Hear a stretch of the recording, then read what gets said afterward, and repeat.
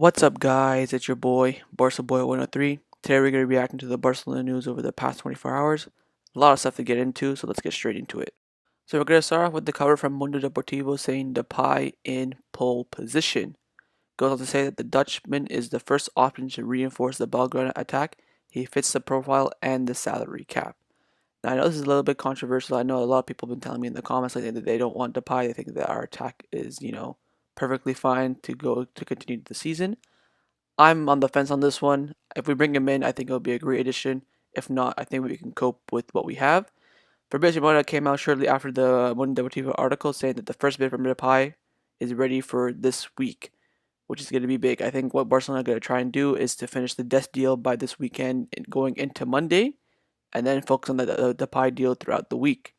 Now we all know that Ronald Koeman did his press conference today. Shortly after the press conference, Fabrizio Romano tweeted out saying, "Ronald Koeman, Depay, or Lautaro Martinez.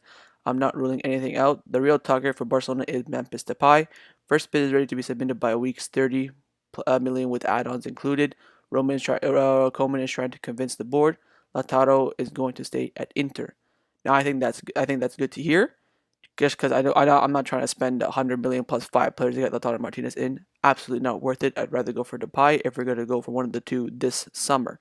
30 million plus add-ons is a very, very simple deal for Barcelona to do. It will be 25 plus 5, similar to the Dest deal, which is 20 plus 5. Let me know let me know if you guys want to see Depay at the club or not. Like I said before, I'm sitting on the fence on this one because if we bring him in, I think again he'll be a great addition. If we don't bring him in, I think that Ansu Fati will get more chances at the number 9 position. Trincao can shine. Dembele will have to perform. We have Griezmann, we have Messi, Coutinho. I do think we're okay. Oh yeah, and we have Braithwaite too. Forgot about that guy. So we can cope without Depay, but if we bring him in, then I think he'll be an excellent addition to the squad. Next story is coming from L'Equipe saying Olympique Lyon is trying to bring Samuel Umtiti back to the club, and the French club's leaders have initiated contact with Barcelona during the last few hours. I know a lot of you guys were talking about this in the comments, how we need to get rid of Umtiti, and it looks like it may happen. Lyon wants Umtiti on loan with an option to buy. They are tempting Big Sam with his desire to regain his promise for the French national team for the Euro 2020. He wants the Champ to regain confidence in him, given the great competitiveness that exists. Now this is big, guys, because if we can get rid of Umtiti, there may be a chance that we keep Todibo. Now, there are rumors that Barcelona would accept the option to buy, along with the option to buy.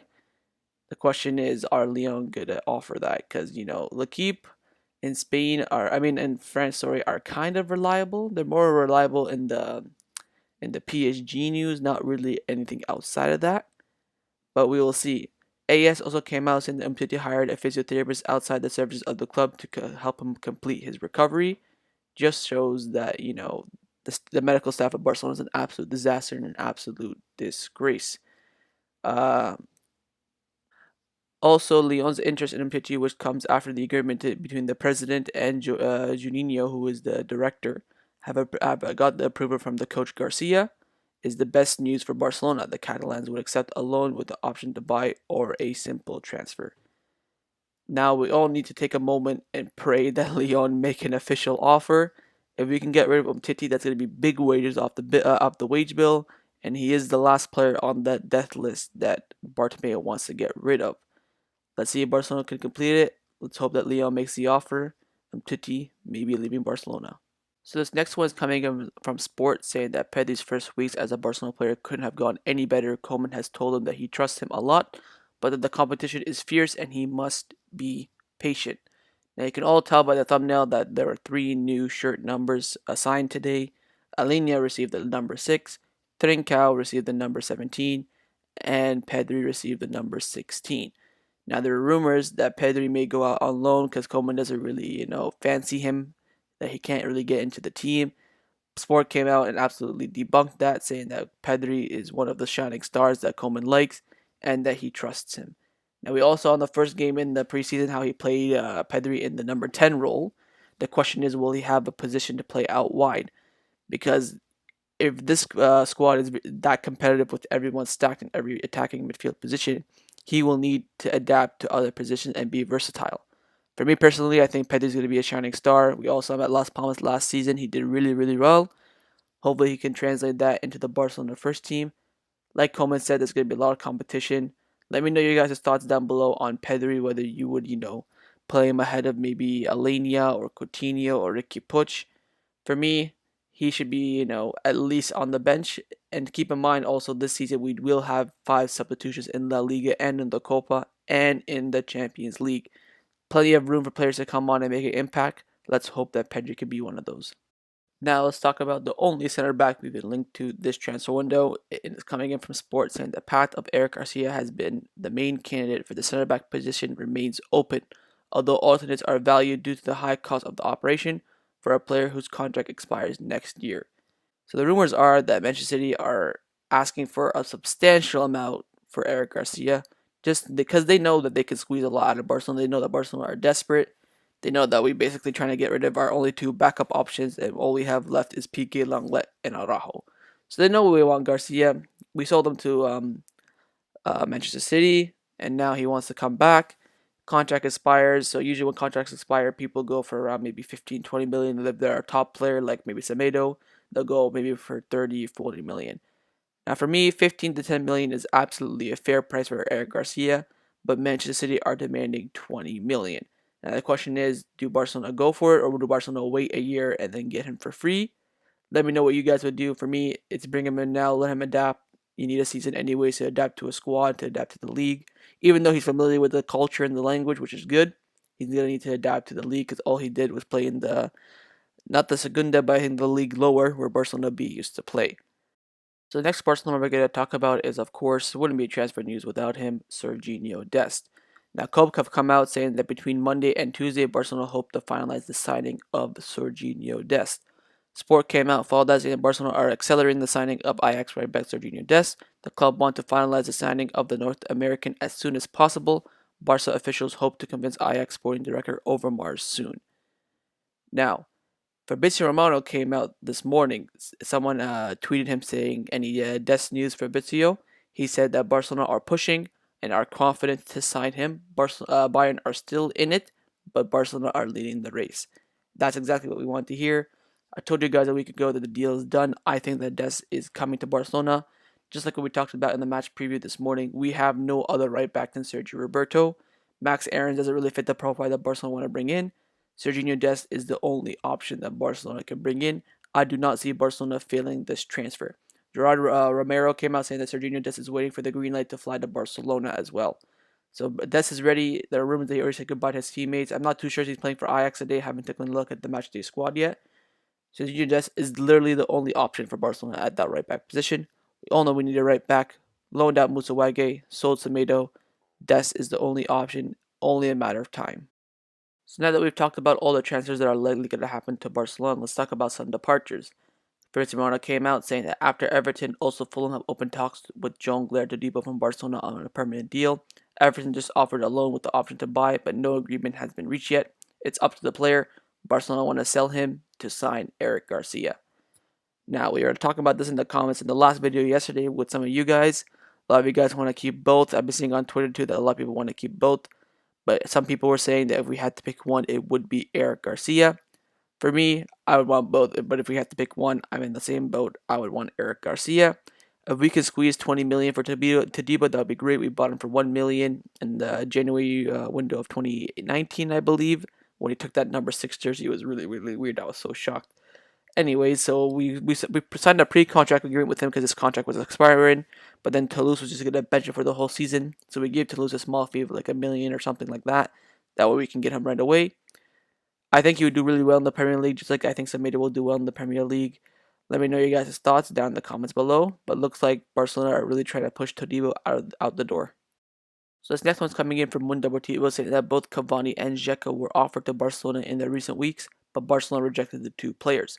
It wouldn't have made any sense to sign them as the Catalans look to rejuvenate the squad. Finally, Bartomeu making right decisions. Taking Cavani on a free would make him want an abundance amount of wages because it's going to be no transfer fee. That wouldn't suit us. Plus, he's almost 33. He's in the same situation as Suarez, basically slow. Was released by PSG, didn't offer him a new contract, so he left. Dzeko, same thing. He's just a target man. We don't need that. We need someone who can, keep up with the intensity and the fluidity of a game. Target mans like Dzeko and Giroud aren't made for Barcelona. Very happy with this. Just want to touch on something that came out from Manchester City, that Barcelona are in talks from Manchester City for a possible one-season loan for Zinchenko. Wouldn't look into this. This is not reliable whatsoever. I've seen some people talk about it on Twitter how he wouldn't be a good option for Barcelona. Same way, I agree completely with you. I'd rather just keep Alba and Firpo. Zinchenko definitely not an option for Barcelona at the moment. This next one is also coming in from Mundo Deportivo saying that PSV and Porto are asking for Riqui Puig. Although the player wants to continue in Europe, there is an attentive to his situation. Riqui hopes to stay, but another exclusion from the squad against Villarreal could change his mind. Now, I can tell you guys right now, it is 100% confirmed that Riqui Puig will be in the matchday squad for the Villarreal game. We need to keep this man. We absolutely need to keep this man. He can walk into our team, into the starting lineup as easy as you can be, and he's being linked with loan moves out. That is an absolute disgrace. I do not understand why Riqui Puig is not part of the first team dynamics. I don't understand why Riqui Puig doesn't have a first team number. I do not understand why Riqui Puig is still registered with the Barcelona B. Now, controversial statement coming out from Candacer here saying that Koeman has not called up Mateus Fernandez for any preseason game, but has told him if he trains hard and waits for his chance.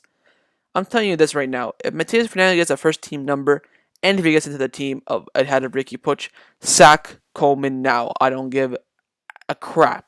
That is Koeman's decision, not Bartomeu's decision.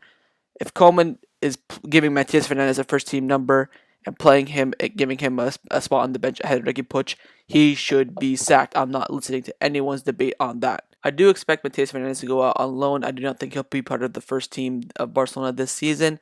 I do think we're pretty stocked in the midfield and he will get absolutely no game time, so I do think he'll look for a loan move out. So this next one is also coming in from Candace saying that Dembele's entourage ensures that the training sessions under Koeman are more intensive than under Valverde, and the Frenchman is delighted with that. I wouldn't look into this too much, guys. Just this happens all the time. Every time we have a new manager says, "Oh, their training sessions are better," all this, all that. What matters is what happens on the pitch. Don't look into that too much. Probably just Bartomeu leaking stuff to the media that Dembele is ready to go and ready to play, that kind of stuff. Wouldn't look into it that much. Also wanted to let you guys know that Luis Suarez will be making his debut for Atletico Madrid against Granada. Whether it's going to be a starter off the bench, we don't know, but he will be making his debut this weekend. It'll be interesting to see how he plays, and also it'll be weird to see him in another shirt. Just the last bit of transfer news I just want to talk about. First one's coming in from Mundo Deportivo saying that Barcelona are very attentive to the situation of Real Sociedad striker Oleksandr Isak. Henrik Larsson knows him very well and would love to see him work with him. His release clause is set at 7 million euros. Now we both know that they're both Swedish, so they probably have some sort of chemistry or something in some way, shape, or form. Isak, for me, I think he's like one of the top rising stars in La Liga. 21, played for Dortmund, did really well, and that's why Real Sociedad spent the money to buy him. Now he's doing really well at Real Sociedad. We were also linked with him in January when we knew that Luis Suarez would be out for the season. That's when we signed Braithwaite. We were also linked with Juan Mata from Getafe and Alexander Isak. He was like the more expensive option. Now 7 million euros is going to be difficult. Maybe we'll have to wait until his contract runs down. But I don't see Barcelona paying that anytime soon because if we had that money, we'd be spending it on Lautaro Martinez. Last one coming in from Rack1 saying that Girona have reached an agreement with Barcelona for the loan of Alex Collado until the end of the season. Only small things are missing, but the operation is expected to be sealed in the next coming days. That's another Barcelona B player going to Girona, just like Monchu. I also saw that Girona sold their starting winger, which may lead to Collado getting a starting position at the club. Hopefully he does well. Hopefully he comes back with a lot of, new talent and experience that he can bring forward to the Barcelona first team. So the last thing I want to discuss in this video is, of course, Ronald Koeman's press conference that he did this morning. Now I'm going to read you guys some of the key points and then just give you my opinion. Obviously, it's on the screen right now, the quotes that you can, pause and read them all in detail if you would like. First thing he talks about Messi's anger, saying that doesn't really affect him and it's normal to be upset. Then talks about Lautaro or Depay. He says nothing is ruled out, but as I said, I focus on players who are here. Barcelona have to prepare to strengthen themselves. Also speaks about Luis Suarez, saying that it was the decision of the board to terminate his contract and not his. I think that's him just sitting on the fence. We all know that he didn't really favor him. Talks about Riqui Puig being registered with the Barcelona B, also saying that that's not his decision, but he will be calling up Riqui Puig for the matchday squad tomorrow. Talks about also how Fati is really important to him and he's an essential for the team. Also talks about that Coutinho should be playing in a number 10 role and that's where he shines. Lastly, he gives an update on Ter Stegen's recovery, saying that Ter Stegen is recovering. I still don't know how long he'll be out for, maybe a couple more weeks.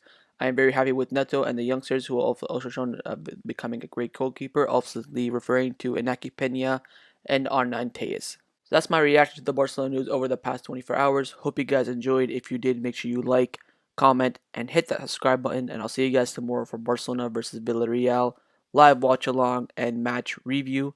Also be uploading a transfer reaction just before kickoff, maybe an hour or so before that.